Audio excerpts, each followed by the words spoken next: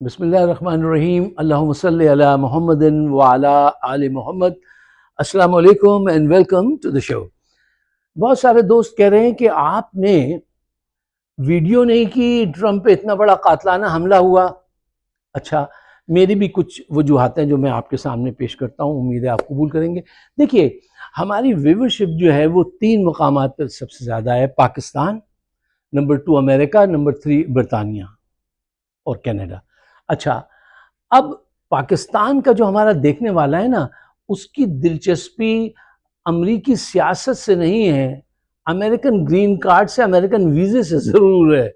تو اس کے لیے یہ بیان کرنا مطلب وقت ضائع کرنا ہے، کیوں ہم اس میں اپنا وقت لگائیں۔ ہاں، جو جاننا چاہتے ہیں پاکستانی امریکنز جو یہاں پہ رہتے ہیں، ان کے پاس بہت سارے ریسورسز موجود ہیں اس پہ گفتگو سننے کے لیے، اور مجھ سے بہتر کہنے والے، تم سے بہتر سننے والے۔ تو جب وہ صورتحال ہو تو پھر ہمیں پیچھے کھڑا ہو جانا چاہیے کہ بھئی آپ انہی سے سن لیجئے، ڈائریکٹ سنیے، ہم کیوں سنائیں۔ اچھا، چند اہم پوائنٹ ضرور ہیں جو میں آپ کے سامنے ٹی آر سے متعلق رکھوں تو شاید آپ پسند کریں۔ پوائنٹ نمبر 1، دیکھیے، یہ ایک انڈیویجول کا معاملہ تھا۔ ہی واز 20 اور 21 ایئرز اولڈ مین۔ اچھا، اور اس تھامس، کیا نام تھا اس کا، تھامس میتھیو۔ اچھا، اب اس پہ پاکستان کے ایک چینل نے بہت گوسپ کر رہے ہیں، بہت کانسپریسی تھیوریز لگا رہے ہیں اس کے ساتھ۔ ہمارے یہاں تو یہ ہے نا کہ چاہے کوئی بھی بات ہو، چس آنی چاہیے، مزہ آنا چاہیے۔ اچھا، یہ غلط بات ہے، آپ ٹائم ضائع کرتے ہیں۔ خیر، اسے فکشن ٹائپ کی جرنلزم کرتے ہیں، فائن۔ اچھا، پوائنٹ نمبر 2، یہ بات ماننی پڑے گی کہ موت اور زندگی اللہ کے ہاتھ میں ہے۔ مثلا یہ دیکھیے کہ کان کے قریب سے گولی گزری ہے، اگر 1 ملی میٹر ادھر ہو جاتی تو وہ گئے تھے۔ عمران خان کے ساتھ کیا ہوا تھا؟ فیصل خان نام ہے اس نوجوان کا جو ان کو ہوسٹ کرتے ہیں پروگرام، وہ بالکل لگے ہوئے کھڑے تھے ان کے ساتھ، مار اس کو رہا تھا، اس کے گال سے چھوتی ہوئی گزر گئی گولی۔ موت نہیں لکھی تھی، اللہ نے بچانا تھا۔ تو یہاں پہ اگر آپ زندگی میں اپنے اطراف کے واقعات کا بھی جائزہ لیں نا، تو اللہ کی موجودگی، اس کا پارٹیسپیشن نظر آتا ہے۔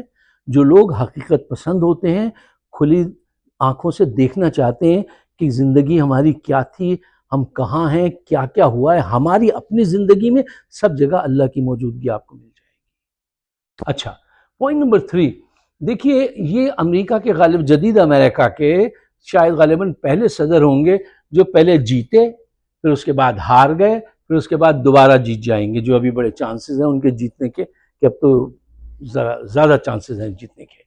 پوائنٹ نمبر 4، پاکستانی امریکنز ہم ٹی آر کو اس لیے پسند کرنے لگے، پہلے انہیں بہت گالیاں دے رہے تھے دلی دل میں، وہ اس لیے پسند کرنے لگے کہ ان کا رویہ عمران خان صاحب نے جب وزٹ کیا تو بہت پازیٹیو تھا ان کے ساتھ۔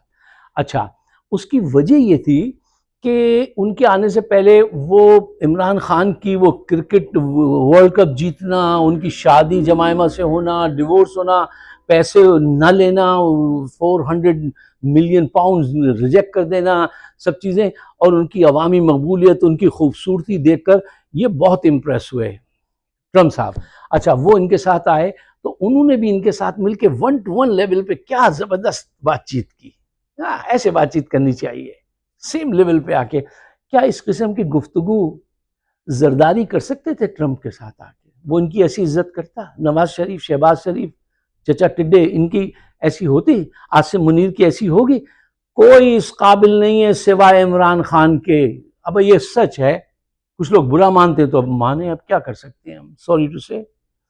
اچھا، تو وہ حتیٰ کہ یہ ہوا کہ جب وہ وہاں سے جانے کا وقت آ گیا تو ٹرمپ کی بیوی بھاگی ہوئی آئیں اور کہنے لگی ایک فوٹو کھنچوانا ہے تمہارے ساتھ۔ وہ اتنی بڑی سیلیبریٹی ہے، امریکی صدر کی بیوی کہہ رہی ہے ایک فوٹو کھنچا لو ہمارے ساتھ، ٹھیک ہے۔ پھر بیٹی چلی آ رہی ہمارے ساتھ بھی ایک فوٹو کھنچا لو۔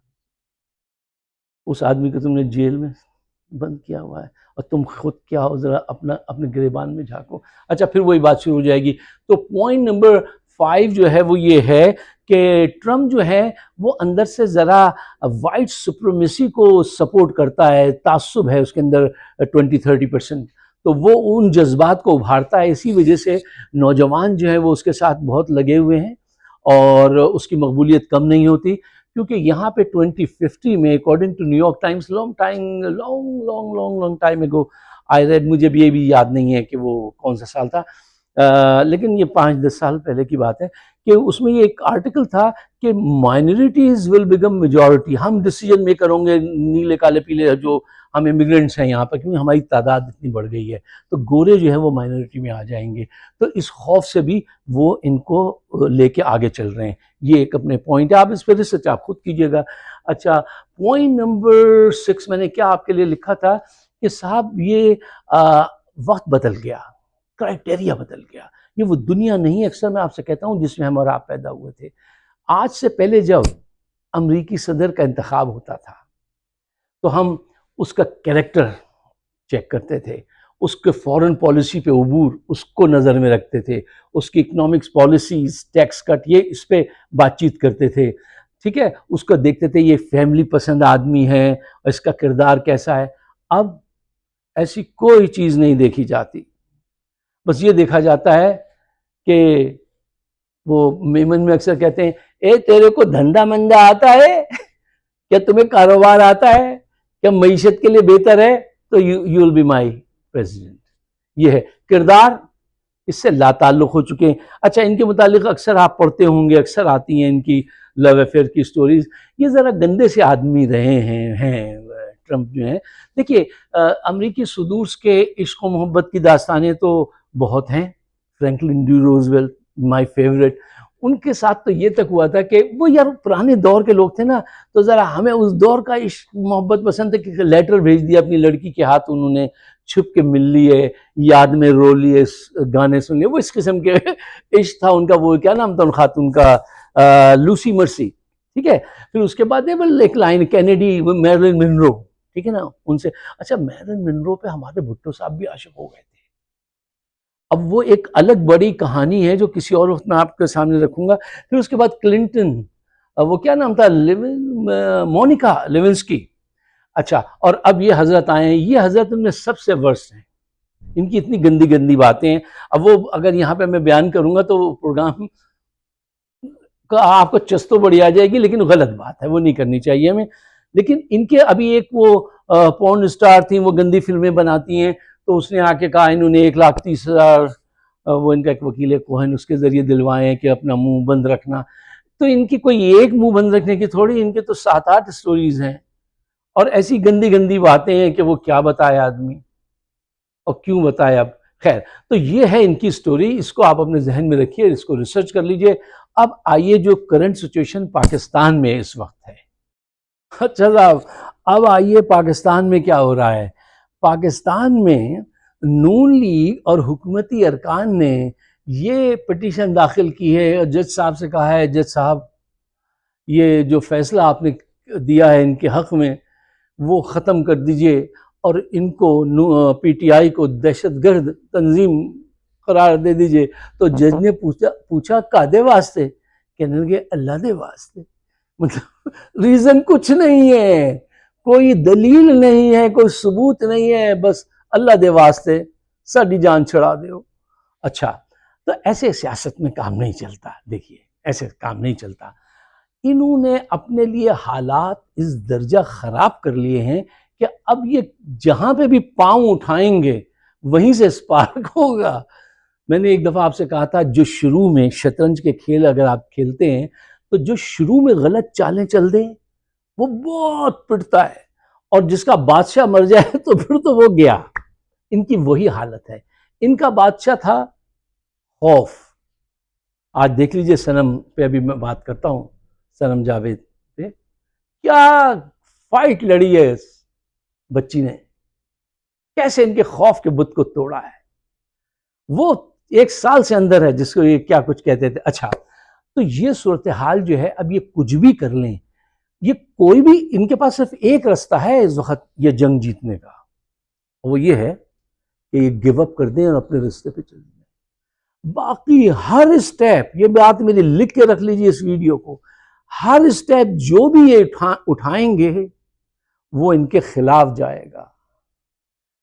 شروع کی چالیں غلط، وہ چالیں یہ تھی کہ نون لیگ کو لے کے ساتھ چلنا، اس کی پارٹی کا بلہ چھیننا، وہ ایک نئی پارٹی بنوائی تھی جو غائب بھی ہو گئی ہے، ٹھیک ہے، سب ایکسپیریمنٹ انہوں نے کر کے غلط چالیں چلی، یہ بالکل ختم ہو چکے ہیں۔ اب یہ جو بھی اسٹیپ اٹھائیں گے وہ ڈیزاسٹر ہوگا۔ اچھا، لیکن اس وقت صورتحال بڑی ڈیسپریٹ سچویشن ہے نا، تو اس صورتحال میں ہی، ڈیسپریٹ سچویشن میں ہی ڈیسپریٹ فیصلے کیے جاتے ہیں، جو ان کی طرف سے اس بات کی وہ رکھیے گا کہ توقع رکھیے گا کہ یہ کوئی بھی غلط فیصلہ ایسا کریں گے۔ اچھا، اب یہ نیکسٹ کیا کر سکتے ہیں کہ فل مائٹ سے لوگوں کو کچل دیں، جس کو کہتے ہیں نا اردو میں ہم لوگ کچل دو، یہ کچل دیں گے تو پھر اس سے کیا ہوگا کہ خون خرابہ ہوگا۔